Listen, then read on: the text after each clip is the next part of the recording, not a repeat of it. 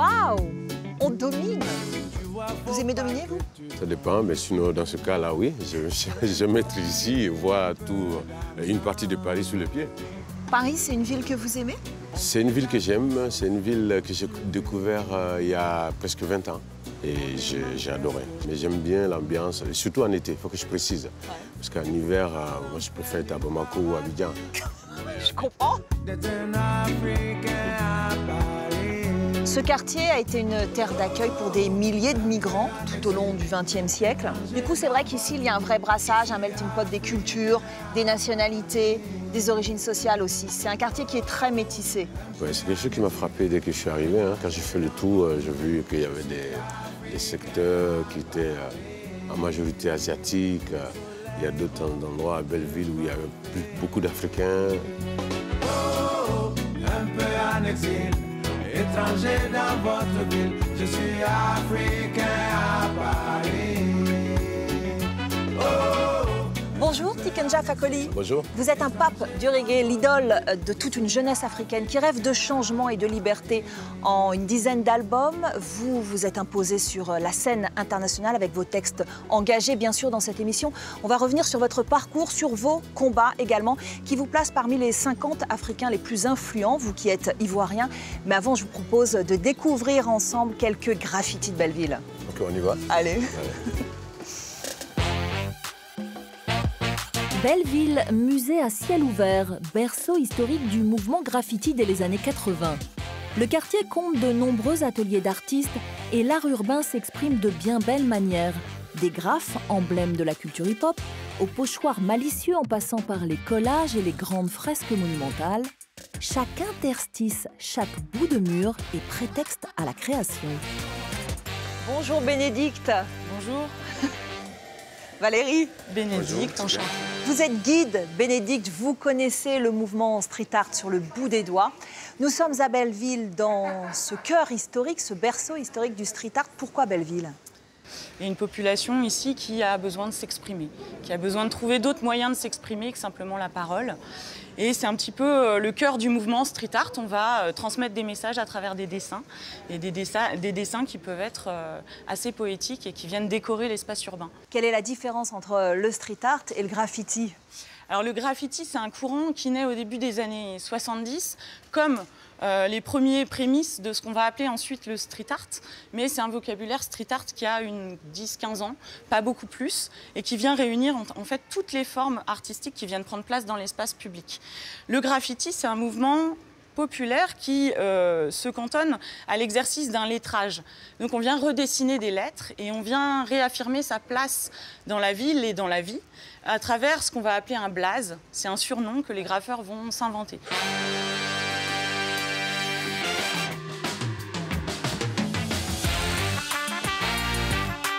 C'est vrai que chaque interstice de mur est prétexte à la création. Hein ? C'est un peu le cas parce que la première toile de ces artistes-là, c'est le mur. Donc c'est la ville, il va falloir s'y adapter à chaque fois, c'est le dessin qui s'adapte.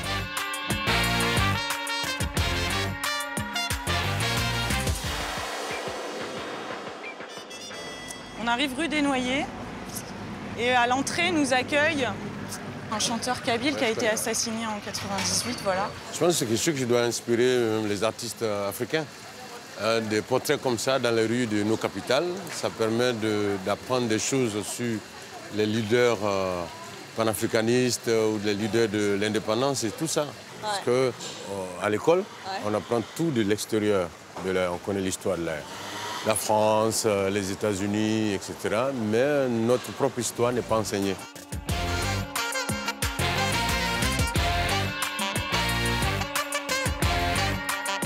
Le principe du graffiti, par définition, c'est aussi son côté éphémère. Exactement. Le plaisir, d'ailleurs, on le prend souvent dans le moment où on vient dessiner, mais l'œuvre en soi, on va la prendre en photo et ensuite on s'en va. Ensuite, le mur continue sa vie. Oui, c'est ça. Ici, quand on vient poser dans la rue des Noyers, on sait qu'il y a tellement de passages qu'on peut se faire recouvrir dans l'heure qui suit. Okay.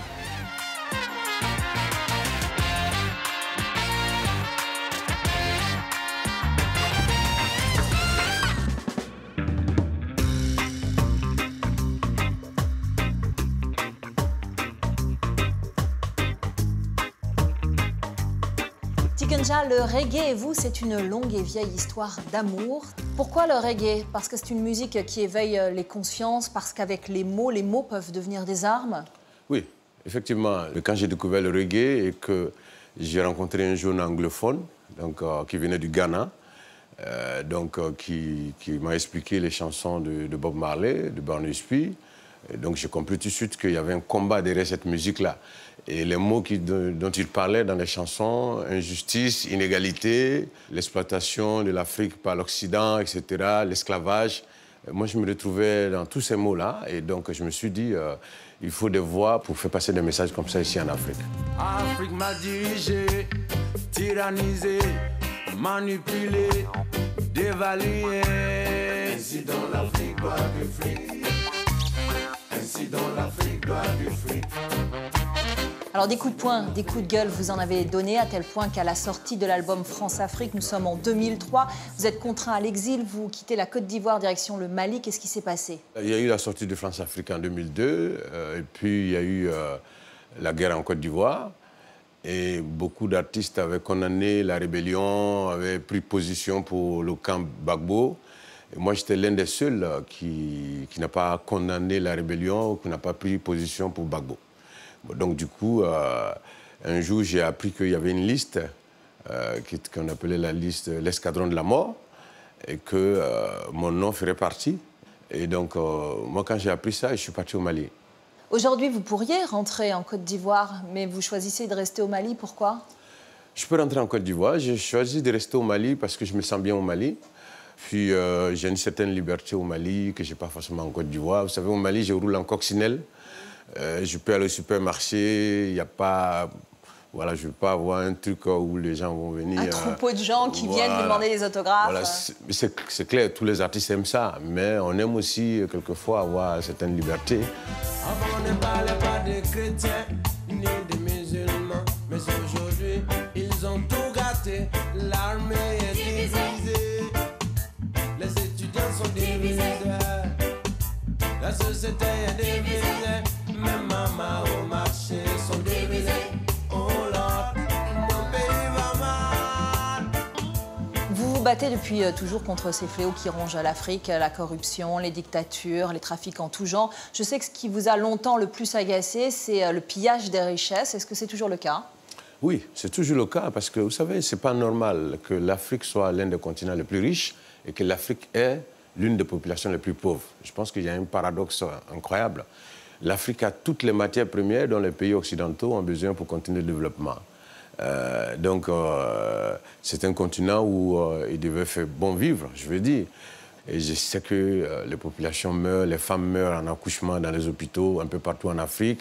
Les enfants meurent parce qu'il n'y a pas de soins. Et puis quand tu vois la vie que mènent nos dirigeants, vous savez, notre président ou bien nos présidents vivent mieux qu'Emmanuel Macron, alors que pourtant qui est le président de la France, qui est l'un des pays les plus développés. C'est des choses qui choquent. Un couplet pour dénoncer les chefs africains, surtout dans l'échec. Mon pays a payé bien trop cher à quand le procès. Alors, je regarde votre t-shirt, United States of Africa, les États-Unis d'Afrique. C'est un rêve réaliste? Moi, je pense que c'est réaliste. C'est un rêve réaliste parce que, de toute façon, on n'a pas le choix. Aucun pays africain ne pourra gagner tout seul. La Côte d'Ivoire, qu'est-ce que vous voulez que la Côte d'Ivoire dise aux États-Unis? Les États-Unis, ils sont 50 ou 52 États. L'Union européenne, c'est 26 ou 27 États. Il n'y a pas de raison qu'on ne se fasse pas respecter dans ce monde. C'est pourquoi notre rêve, c'est les États-Unis d'Afrique, que l'Afrique soit unie. Il y a une chanson qui est importante dans votre discographie, c'est Manger Crassi. Il y a un avant et je crois un après. Effectivement, bon, c'est un morceau qui est encore d'actualité. Hein? C'est un morceau qui parle des hommes politiques qui mangent et qui laissent le peuple. On demande la démocratie, il nous amène la mangécratie. C'est un morceau qui est encore d'actualité. Je pense que les Ivoiriens ont trouvé un message nouveau. Je pense que c'est un morceau qui m'a permis de m'imposer en Côte d'Ivoire et en Afrique de l'Ouest. Ils nous utilisent comme des chameaux dans des conditions qu'on déplore. Ils nous mènent souvent en bateau vers des destinations qu'on ignore.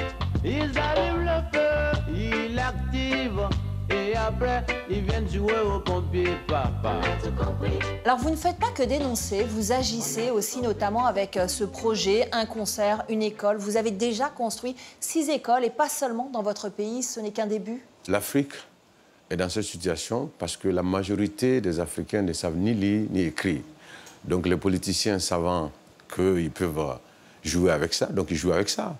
C'est ainsi qu'ils arrivent à faire voter des gens en leur donnant des t-shirts. C'est ainsi qu'ils arrivent à faire voter des gens en leur disant « Ouais, tu sais, tu viens du même village que moi, il faut absolument que tu votes pour moi, etc. » Donc je pense que c'est l'école, donc l'éducation qui va réveiller l'Afrique. Votre reggae, au fur et à mesure des années, il a évolué, notamment avec cet album, African Revolution, en 2010. Vous intégrez des instruments traditionnels africains. Pourquoi?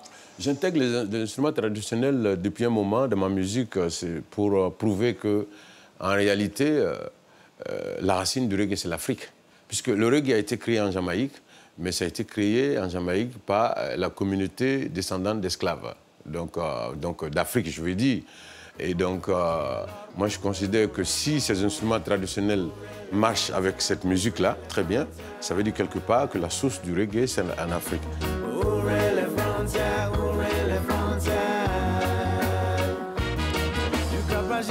On se déplace à présent dans un autre quartier de la capitale, également terre d'accueil, le 18e arrondissement. C'est ici, dans d'anciens bureaux de la Poste, qu'un atelier ouvre ses portes aux artistes en exil.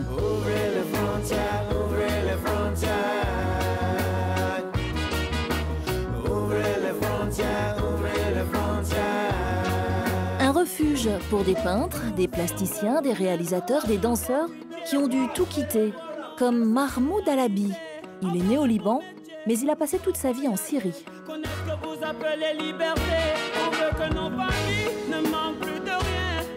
Bonjour. Bonjour, bienvenue. Merci. On voit bien que ce que vous avez traversé hante votre peinture, vos visages, notamment ceux-ci, sont assez torturés. On sent bien que vos personnages ont vécu des choses assez douloureuses. En fait, pour moi, c'est le visage, ça c'est notre futur de l'être humain. Ça c'est pour moi tout ce qui se passe maintenant, la guerre, le problème dans le monde entier. C'est mon message pour les prochaines générations. Il faut faire attention pour notre enfant, pour notre futur. Sinon, on va devenir ça. Exactement.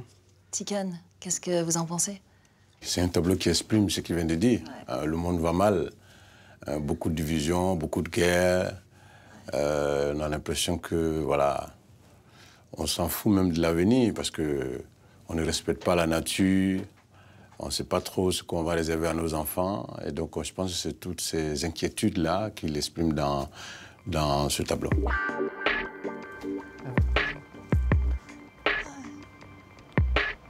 Donc là, Mahmoud, pour ce visage, vous avez utilisé du ciment.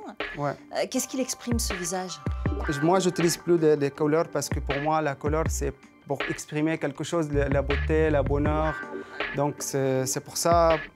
Malheureusement, mon vision il est un peu sombre, donc j'utilise des matériaux, de l'oxyde de métal, le cuivre, la rouille, le ciment.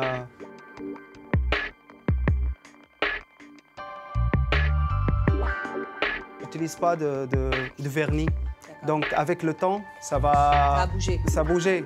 Par exemple, la rouille ici, elle n'était pas comme ça. Ici, on peut elles dire... sont évolutives. Voilà, ça change avec le temps.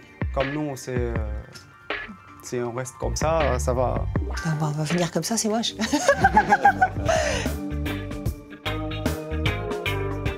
Et c'est l'heure à présent pour Tikenja de répondre aux questions des internautes.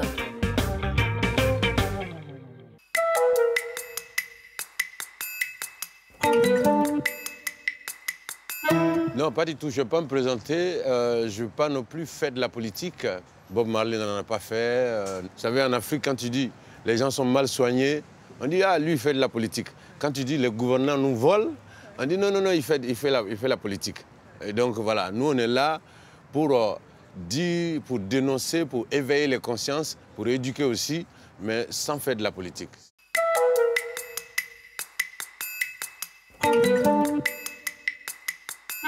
Ben, le prochain album en parle. Hein. Je pense que c'est vrai qu'on a chanté Ouvrir les frontières, mais l'objectif avec Ouvrir les frontières, c'était de réparer une injustice. Les Occidentaux, ils viennent chez nous quand ils veulent, faire ce qu'ils veulent, prendre ce qu'ils veulent. Et on nous interdit d'aller chez eux quand on veut, faire ce qu'on veut, prendre ce qu'on veut. Donc c'était pour dénoncer cette injustice-là. Maintenant, aujourd'hui, moi, j'aimerais que les jeunes Africains restent en Afrique, parce que l'Afrique a besoin de ses enfants.